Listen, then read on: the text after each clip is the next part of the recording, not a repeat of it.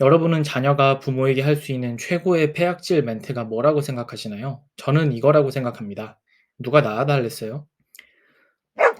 영상을 오랜만에 올립니다. 그동안 폭풍 같은 시간을 보냈습니다. 저에게 굉장히 중요한 유비 하나가 있는데요. 바로 지도입니다. 사람이 가장 싫어하는 것이 뭘까요? 인생의 지도를 업데이트하는 것입니다. 인생이라는 여행을 하면서 자신이 들고 있는 지도, 그러니까 세상을 보는 세계관과 가치관을 바꾸는 것은 인간에게 엄청난 고통을 줍니다. 정확한 지식과 정보로 업데이트하기보다 차라리 그것을 포기할 정도지요. 영화 매트릭스 1편을 보신 분이라면 네오 앞에 제시된 빨간 약과 파란 약을 생각하시면 쉽습니다.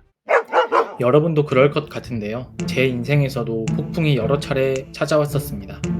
이번에 찾아온 폭풍의 특징은 제가 그동안 살면서 몇 번이고 미뤄왔던 질문을 수면 위로 떠오르게 했다는 것입니다.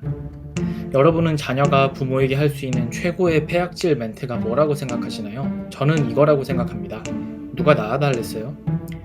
철든 자식은 부모에게 누가 낳아달랬어 같은 말을 더 이상 하지 않습니다. 왜냐하면 부모 또한 자신이 선택해서 태어난 게 아닌 것을 알게 되었기 때문입니다. 부모도 나와 마찬가지로 세상에 던져진 인생입니다. 인간의 족보를 계속 거슬러 올라가면 결국 기원, 신에 다다르게 됩니다. 그렇다면 인간이 신에게 할 수 있는 가장 폐악질의 대사는 무엇일까요? 저는 이렇게 생각합니다. 누가 만들어 달랬어요? 저는 사는 것에 완전히 지쳐버렸습니다.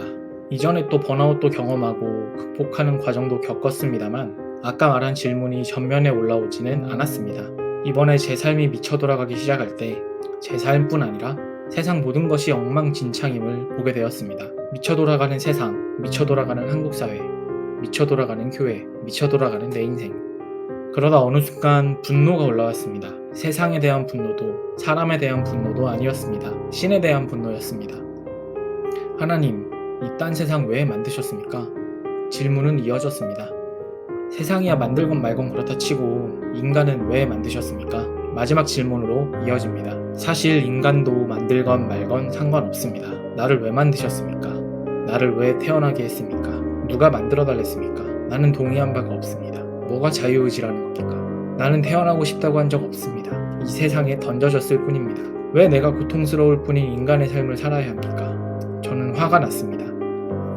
이렇게 하나님한테 묻는다 해도 하나님이 꿈이나 환상 중에 산신령 같은 보이스와 함께 비전과 소명을 계시해주는 사건은 일어나지 않았습니다. 한동안 이 질문을 가지고 씨름하고 신음하다가 답이 없는 하나님을 향한 저의 진술은 다음과 같이 바뀌었습니다. 하나님, 나는 당신이 싫습니다. 제가 던진 질문은 소위 말하는 신정론에 해당합니다. 저는 이 질문을 다른 사람에게 던진 적이 없습니다. 이런저런 설명이 있겠지만 본질적으로 인간이 대답해 줄 수 있는 질문이 아니라고 생각했기 때문입니다. 신학, 철학, 과학의 모든 나름의 설명들은 제게 공허한 소리일 뿐이었습니다. 어느 인간이 나라는 사람이 왜 존재해야 하는지에 대해 말해줄 수 있을까요? 오로지 신만이 답해줄 수 있는 질문입니다. 어느 날 펜을 들어 노트에 내면을 적었습니다. 나는 내 운명을 저주한다. 나는 내 삶을 저주한다.